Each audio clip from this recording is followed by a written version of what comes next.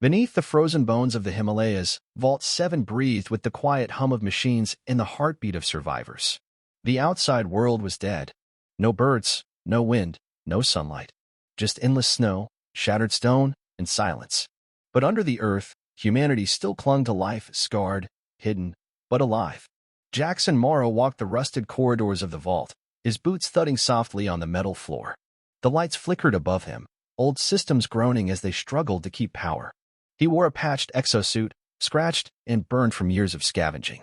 On his back was a toolkit, heavy with tools and old-world tech he never fully trusted, but had to use.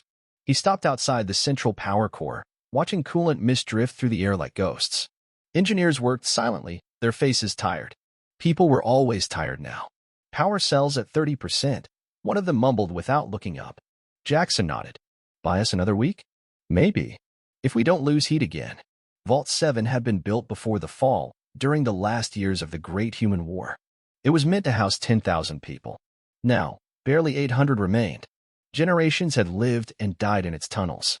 No one under 60 had ever seen the surface. But Jackson had. Once. He was 16 when he climbed up a broken shaft and found the surface hatch unlocked. What he saw haunted him ever since: cracked cities drowned in ice, forests growing through glass towers, and a sky choked with ash. But more than anything, it was the silence that shook him. A world once filled with voices, laughter, and machines, now empty. That memory burned in him like fire. It was why he scavenged the oldest levels.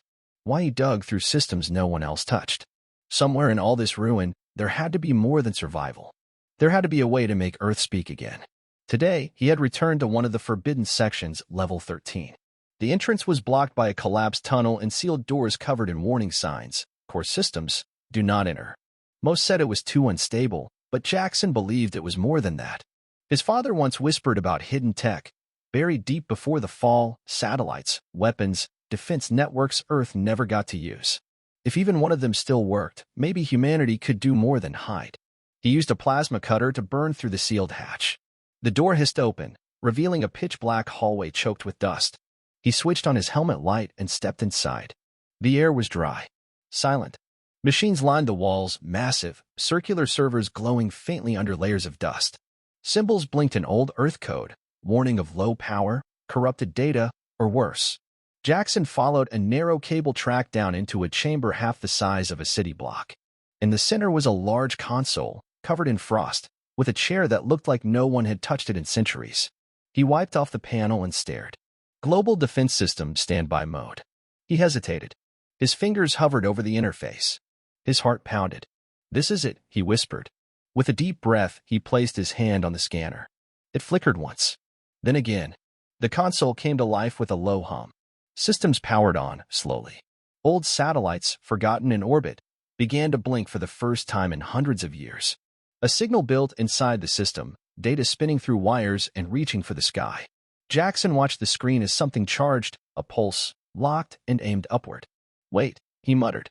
I didn't tell it to. Suddenly, a beam of white light burst from the mountain's peak.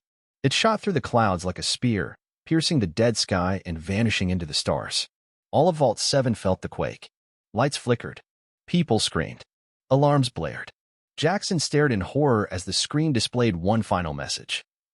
Signal sent. Earth status, active. He ran. Down the halls. Past startled engineers and frightened children. He stopped only when he reached the command center, where the Vault leaders already gathered in panic. You did this? One of them shouted. What did you activate? I didn't know, Jackson said, out of breath. I thought it was just a dormant system. But it's more than that. It sent something, a signal. Up there. He pointed toward the ceiling, as if it could see space. A silence filled the room. Not the silence of fear. Something deeper. Hope. And dread. Because for the first time in centuries, Earth had made a sound. And someone, somewhere, might be listening. The signal from Earth traveled silently through the void of space, faster than light, encoded with ancient codes and human data. It passed dying stars, abandoned colonies, drifting satellites, and reached the outer edge of the Varn Coalition's territory. On the command bridge of the warship Obsidian Mantle, a cold blue glow lit the chamber. Rows of tall, slender Varn officers stood in silence, their skin smooth and pale like polished stone. Their long limbs moved with robotic grace. They were not machines, but they believed in order, logic, and silence. At the center stood High Commander Zervalin, tall even by Varn standards. His eyes, black and unblinking, stared at the flickering display before him. On it pulsed a single word in the Varn language. Origin, Earth. He turned to the science officer, a smaller Varn with silver markings on her forehead. Confirm it, he said, his voice like cold wind. She bowed. Confirmed. A live pulse from deep within the Terran system. It activated a dead relay station in orbit. Encrypted in human protocol. Zervalin's gaze darkened. Impossible. Earth is extinct. It has been 370 years since the last human war. Agreed, Commander. But the signal was deliberate. It contained structure, timing, even voice fragments. Zervalin turned slowly toward the large viewing window. Far beyond, stars glittered. Somewhere among them, the planet he believed was long dead had awakened. Prepare a recon probe, he ordered. Discreet. Fast. No weapons. I want eyes on Earth within 48 cycles. And if it confirms life? Then we begin the purge. Far below the stars, Earth stirred in confusion. Inside Vault 7, fear had spread like fire. The signal Jackson activated had done more than shake the mountain. It had shaken belief. For centuries, they lived like ghosts. Quiet. Invisible. Hidden. Now that silence was broken. Jackson sat in the main council chamber, facing the Vault Elders, 5 men and women who had led since before he was born. Their faces were lined with age, tired from decades of keeping people alive in the dark. You had no authority to access Level 13, Elder Reyna said sharply. It wasn't sealed for safety, Jackson replied. It was sealed to keep us afraid. That system was built to protect us. And now it works again. You don't know that. Another elder snapped. You might have just invited the Varn back. Jackson stood, looking around the room. We've spent generations surviving. But what good is survival if we've already buried ourselves? We were meant to rebuild Earth, not rot under it. The room was silent. A few younger voices in the back nodded slightly. Jackson looked at Elder Marek, the oldest among them. His voice was soft, but firm. Do we know what the signal said? Marek asked. I didn't trigger it on purpose, Jackson said. It was automated. Once it recognized human DNA, it launched the pulse. Maybe it was calling for help. Or maybe warning someone we're still here. Elder Marek sighed. Then we must assume someone heard it. That night, Jackson returned to his small quarters near the engineering bay. His room was simple: bed, tools, a cracked monitor, and an old holoframe with a photo of his parents. Both had been historians. Both were now gone. He sat down and pulled up the recovered data from the ancient system. Lines of code, signal maps, frequencies. Among the noise, he found something new. A strange ripple on the edge of the system. A small anomaly in Earth's orbit, something that wasn't there before. A probe. His heart skipped. It was invisible to normal scans. Cloaked. But the signal residue was fresh. Something was watching Earth from space. He stood quickly and ran to the comm station, pulling in his friend and tech specialist, Marin Vale. Marin rubbed her eyes as she entered. It's past curfew, Jax. I found something, he said quickly, bringing the data up on the main screen. I think the Varn are already here. A scout, maybe. Small, silent. Watching us. Marin stared at the data. Her face grew pale. You're sure? Enough to be scared. She leaned closer. Can we jam it? Too late. It's already listening. Probably sending data back. We need to bring it down before it leaves orbit. Marin hesitated, then gave a slow nod. Then we better make it crash. In orbit above Earth, the Varn probe spun quietly, its long sensors extending like metal limbs. It recorded heat signatures from the mountain, detected weak energy fields, captured images of the vault's surface air shafts. Inside, its core began compiling a report. Confirmed. Life signs, human. Terran system active. Awaiting transmission to command. But before it could send, something struck it. A pulse of energy fired from an old orbital defense cannon, reactivated just hours before by Jackson's team. The beam sliced through space and hit the probe dead center. Its systems fried. Its memory core burned. The probe spun once, then exploded in silence. Back in Vault 7, the team cheered quietly as sensors confirmed the kill. But Jackson didn't smile. It's only the beginning, he said. Marin looked at him. You think they'll come now? He nodded. We just told the galaxy we're alive. The Varn won't ignore that. He turned to the others in the room. Get the defense systems back online. Wake the old satellites. Activate every camera, sensor, and shield we've got. Marin swallowed hard. And then, Jackson's eyes were hard, focused. Then we prepare to show them that Earth isn't dead. It's just waking up. The stars above Earth looked cold and peaceful. But for those in Vault 7, peace was an illusion. The probe was gone, yes, but its presence had confirmed a truth Jackson Morrow feared the most. The Varn now knew humanity still existed. In the following days, Vault 7 changed. People walked the halls with new energy, but also deeper worry. The quiet had been broken. The enemy was real again. For many, this was the first time in their lives they had seen humanity as anything more than survivors. Jackson sat in the command center, staring at a map of Earth's orbital space. Red markers showed the old defense grid, satellites, railgun platforms, and solar shields, all built centuries ago but abandoned after the fall. Some were destroyed. Others were asleep, waiting. Marin entered behind him, carrying a report. We've re-established contact with Defense Node 4. It's damaged, but responding. Jackson nodded. Good. That gives us 3 nodes we can control. It's not much, but it's something. Not enough to stop a fleet, Marin said. No, he agreed. But maybe enough to make them think twice. A soft chime interrupted them. One of the techs, a boy named Kilo, called out from his station.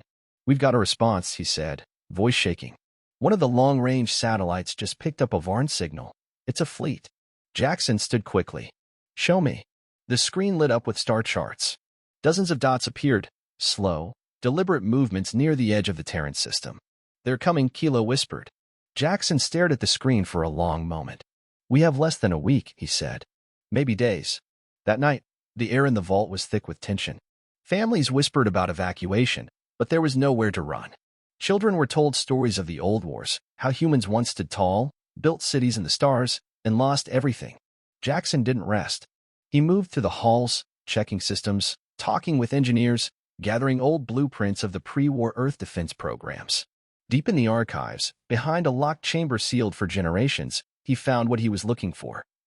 A map of every known human enclave left on Earth. Some were believed destroyed, others simply silent.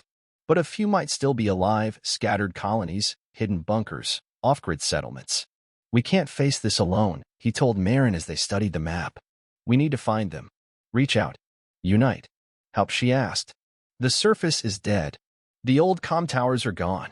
Jackson pointed to a symbol near the equator, an old communication array built into a mountain near the ruins of New Nairobi. If it still works, we can broadcast across the planet. Marin raised an eyebrow. That's a big if dot. Jackson nodded. So we go see for ourselves. 2 days later, Jackson stood at the edge of the world. He and a small team, Marin, Kilo, and 2 vault security officers, had taken an old surface crawler and climbed through one of the northern shafts. Snow and wind held around them. The sky was gray, and the sun looked pale, like it didn't have the strength to shine. Jackson had only been up here once before. But now, he saw more than ruins. He saw the shape of the world as it once was, roads under the ice, broken towers, metal trees of old antennas. Their journey took them across frost-covered plains, around the skeletal remains of collapsed cities, and through forests that had reclaimed the land. Nature had survived better than people. After nearly 2 days, they reached the base of Mount Arasha, where the communications array was supposed to be buried. It took another day to dig through the snow and find the hatch. When they opened it, stale air escaped like a sigh. The tunnel led them down into a forgotten station, half-flooded, half-buried, but intact. Looks like no one's been here since the war, Marin said, brushing frost from a console. Jackson powered up the system with a portable fusion cell. Lights flickered, then glowed steady. The main screen buzzed. TR-891 status, dormant. Reboot system? Y/N. He hit Y. Within minutes, the array's long arm rose slowly from the mountainside. It groaned like a giant waking from deep sleep. Dishes turned. Lights blinked. And then, it began broadcasting. Jackson stood at the mic. His voice was calm, but firm. This is Jackson Morrow of Vault 7. If you hear this, you are not alone. Humanity is not extinct. We are alive, and Earth still breathes. The Varn are coming. But this time, we will not hide. They repeated the message on a loop, across every old frequency, every known enclave channel. Then they waited. For a day, nothing. On the second day, static. On the third day, a voice. Vault 17, receiving. Alive, we're alive. Then another. Shelter Delta, here, status, operational. We stand with Earth. And then more. Crackling voices. Echoes of survivors. Names of places Jackson only knew from history. Some sounded small, others strong. But the message was clear. They were not alone. Jackson stood outside the array that night, staring at the stars. Marin stepped beside him. You did it. You brought them back. He didn't smile. Not yet. I sent a signal. That's all. Now we have to make it mean something. A sudden beep from his wrist console pulled his attention. A new signal. Different. Encrypted. Alien. He opened it. Static at first. Then a voice, calm, distant, but not human. Terran signal received. Cease broadcast. This is a warning. Jackson's blood turned cold. It's them, he whispered. Marin's eyes widened. The Varn. He nodded. They're listening now. And high above, beyond the broken sky, the fleet crept closer. The Varn message echoed in Jackson's mind. Terran signal received. Cease broadcast. This is a warning. It had no emotion. No anger. No fear. Just a cold command, like speaking to a machine. But Jackson knew better. The Varn were not machines. They were living, thinking beings, and they had returned. Back in Vault 7, news of the Varn fleet spread like wildfire. People grew tense. Arguments broke out. Some wanted to flee deeper underground. Others demanded the broadcast be shut down. But Jackson refused. We spent too long in silence, he said during the emergency assembly. This time, we answer back. The room fell quiet. Elder Marek finally spoke. And how do we answer an empire that wiped us out once already? Jackson looked at the growing map of human enclaves lighting up across Earth's networks. With unity. In the days that followed, more signals came in. Messages from old shelters and hidden bunkers. Voices long thought lost. Some groups were small, 50 people, maybe less. Others had grown into full underground cities. Many had never heard from another human in their lifetime. Jackson and Marin built a network, linking these colonies together. They called it the EchoNet. It was slow and unstable, but it was theirs. Humans were talking to each other again, for the first time in over 300 years. Hope returned, but so did questions. One day, while scanning through old Earth archives stored in the Vault's forgotten databanks, Jackson discovered something strange. A sealed file. Encrypted using ancient military clearance. He called in Marin and Kilo to help break it open. Could be corrupted, Marin warned. Or hidden for a reason, Jackson replied. It took hours, but finally the file cracked open. What they found inside changed everything. It was a transmission, dated 3 days before Earth fell during the Great Human War. The speaker was General Kale Morrow, Jackson's great-grandfather. The message began with static, then a worn, tired voice. This is General Kale Morrow, commander of Earth Defense. If you're seeing this, the planet has already fallen. You need to know the truth. We weren't defeated by force alone. We were betrayed. Everyone in the room froze. Kale continued. The Varn offered a peace treaty, but only to certain leaders. Some of ours accepted. They handed over codes. Defense systems were disabled from the inside. Key cities were exposed. Earth's shields dropped before the first shot was fired. We were never meant to win. We were sacrificed by our own. The message ended there. Jackson stared at the blank screen. The room was silent. Marin spoke first. You mean, we lost because someone gave us up? Jackson nodded slowly. That's what it says. It explains so much. The speed of Earth's fall. The sudden silence. Why some vaults never opened again. And it gave Jackson a new purpose. Survival wasn't enough. Not anymore. He stood. If the galaxy thinks we were wiped out, they believe a lie. We have to show them the truth. That night, Jackson sent a new signal. Not just to the enclaves, but to the stars. He attached Kale Morrow's message. The truth about Earth's betrayal. The evidence of treachery. He encrypted it in hundreds of formats, sent it through every ancient frequency, and launched it toward every Varn relay still active. This is Earth, his own voice followed at the end of the message. You thought we died, but we remember. And now, so will you. 3 days later, the Varn responded. But not how Jackson expected. Another message came through, but this time, it wasn't a warning. It was a voice he'd never heard before. Softer. Curious. You broadcast truth, not war. That is unusual. Jackson narrowed his eyes. Who is this? My name is Relin, Varn Observer. I do not serve High Commander Zervalin. I watch. I learn. I remember. The Vault's council gathered around as Jackson continued the transmission. Then why contact me? Because your message is causing unrest, Rilin replied. Among your kind and mine. The truth threatens both silence and power. Jackson stepped closer to the mic. Then help us. Share what you know. Prove we were betrayed. A long pause. Perhaps, Rilin said. Meet me. No weapons. No fleets. Just truth. He sent coordinates, an abandoned orbital station drifting in Earth's shadow. Jackson looked at Marin. She shook her head. This could be a trap. I know, he said. But if he's real, and he's telling the truth, this is bigger than just Earth. The next morning, Jackson boarded a stealth shuttle and left Earth's surface. As the ship passed through the atmosphere, he saw the planet below blue, scarred, and still beautiful. It no longer looked like a tomb. It looked like home. He docked at the orbital station. It was cold and silent. Old Earth banners still hung in shredded pieces along the walls. In the center chamber, Rilin waited. He looked like the other Varn, tall, pale, smooth skin, but his eyes were different. Not cruel. Not cold. Jackson stepped forward. So you came. Rilin nodded. And so did you. The two stood in silence for a moment. Then Rilin said, I have files. Records. Testimonies. Hidden by the High Command. He handed Jackson a small crystal device. This will help your people understand. But it will make you a target. Jackson took it. I've already been one. Rilin's voice dropped lower. They are coming soon. With full force. But now you have something they fear. What's that? Proof. And unity. Jackson nodded. And we're going to use both. Back on Earth, Jackson shared Rilin's data with every enclave across the EchoNet. The truth spread like wildfire. People who had lost all hope now had purpose. They weren't just survivors anymore. They were witnesses. And they were ready. The sky would burn soon. But this time, Earth would not be silent.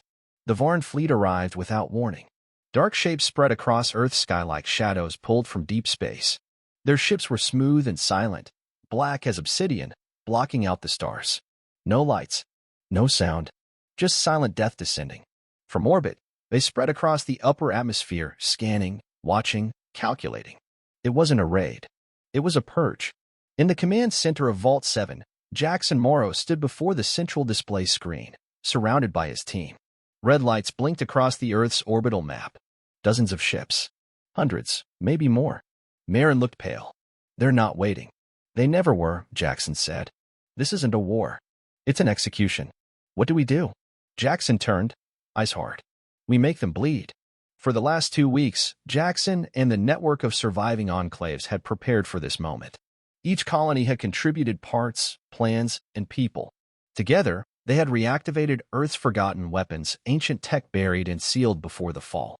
Deep in orbit, 3 old Earth satellites now pulsed with power, relays connected to defense stations that had once protected the planet. Jackson renamed them Torch, Echo, and Irewake. He issued the command. Above the clouds, the sky came alive. From hidden valleys, the Earth launched its voice, rail cannons, orbital strikes, EMP blasts that tore through Varn scout ships before they could respond. On the surface, human fighters emerged from every region. Some wore old military gear passed down from great-grandparents. Others flew cobbled-together drones and retrofitted gliders. What they had in common was one thing. They had nothing left to lose. Jackson himself led the ground operations near Vault 7.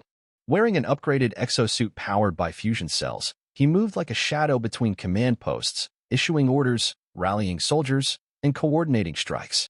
They didn't have the numbers. They didn't have the technology. But they had the home field, and they had rage. The Varn responded quickly, cold, efficient, and without hesitation. They dropped shock pods, long metal spears that burrowed into the Earth and released extermination drones. The drones were fast, floating like silent spiders, burning anything in their path. At Vault 17, a drone wave breached the surface tunnels. Jackson rerouted a defense signal to a satellite-linked turret platform. As the drones pushed forward, the turrets activated, firing concentrated energy pulses that vaporized the invaders. Cheers erupted across the EchoNet. But it was only one battle. Hundreds more followed. In space, the battle turned fiercer.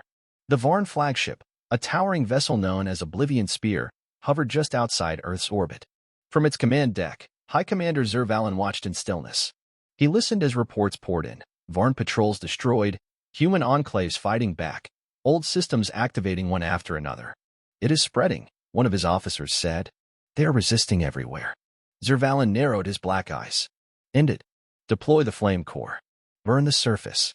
Back on Earth, Relin, watching through stolen Varn comms, intercepted the order. He rushed to a secure Echo Net channel and connected directly to Jackson. They're activating the flame core, he said.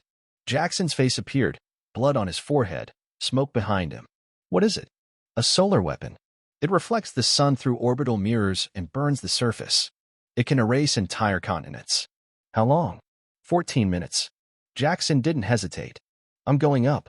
He boarded an orbital skimmer, a small fighter restored from old Earth tech. With Marin guiding from below, Jackson launched through the clouds, flames licking the wings, the ship shaking as it pierced the upper sky. Above him, Earth grew smaller. Ahead, the Oblivion Spear loomed larger than any structure he'd ever seen. Jackson opened the ship's comms. To any units receiving this, I'm going for the spear. Cover me if you can. He knew the odds. Still, he pushed forward. The battle above Earth burned hot. Human fighters, some barely holding together, joined Jackson in the assault. They attacked in waves, distracting the Varn just long enough for Jackson to reach the outer hangar. His ship slammed into a docking bay. He jumped out, drawing a plasma rifle, and ran into the heart of the flagship. Corridors lit up with blue light. Varn soldiers moved to intercept. Jackson moved faster. He shot, rolled, ducked, climbed until he reached the control bridge. There, at the center of the room, stood Zervalin. They stared at each other. The past and the present. The invader and the survivor. You should not exist, Zervalin said. And yet here I am, Jackson replied. Zervalin raised a sleek plasma staff. Your return only proves your danger. Jackson raised his rifle. And your return proves ours. They fought, steel against fire, strength against speed. Sparks lit the air. Each blow was heavy. Final. At last, Jackson gained the upper hand. He drove his blade into the control panel, overloading the flame core activation system. Sirens screamed. Zervalin reached for a final strike, but Jackson pulled a pulse detonator from his belt and slammed it into the panel. The core exploded in a shockwave of light, killing the weapon and throwing Jackson across the room. Back on Earth, Marin watched as the flame core's mirrors shattered in orbit. The sun no longer burned. The sky was saved. The fleet, seeing their flagship crippled and their leaders silenced, began to retreat. One by one, Varn ships turned away. Earth had survived. Earth had won. But in the silence that followed, no one could reach Jackson. His ship never returned. The last signal from the Oblivion Spear showed it drifting dead, empty, and falling toward the moon. Marin stood before the people of Vault 7 as they cheered and cried. She spoke Jackson's final words. They wanted silence. We gave them a voice. The battle was over. Smoke still rose from the mountains where Varn ships had fallen. The skies, once filled with fire and shadows, were now open and quiet. For the first time in generations, Earth could breathe. People came out of shelters. They walked on the surface, blinking into daylight. They looked at the clouds, the forests, the broken cities, and they knew something had changed. Humanity had not only survived, it had spoken. Inside Vault 7, the command center buzzed with activity. Communications from enclaves across the planet flowed in through the Echo Net. People shared supplies, medical aid, and information. They were no longer just survivors scattered in darkness. They were connected, alive, together. Marin Vale stood at the front of the main display screen. She hadn't slept in 2 days, but she stood tall. Her voice was steady. We have reports of at least 24 surviving colonies. Some have already begun working together to rebuild old power stations. Others are creating secure roads between settlements. The planet is waking up. Cheers filled the room. But even in the celebration, one silence remained. Jackson Morrow. No signal had come from the Oblivion Spear since the battle. The last image sent to Vault 7 showed the ship drifting lifeless, pulled by the moon's gravity. Marin played the clip again, for the 100th time, hoping to see something, anything. But the ship remained still. Empty. No escape pods. No beacon. She placed her hand gently on the console. You said we'd make them listen, she whispered. And they did.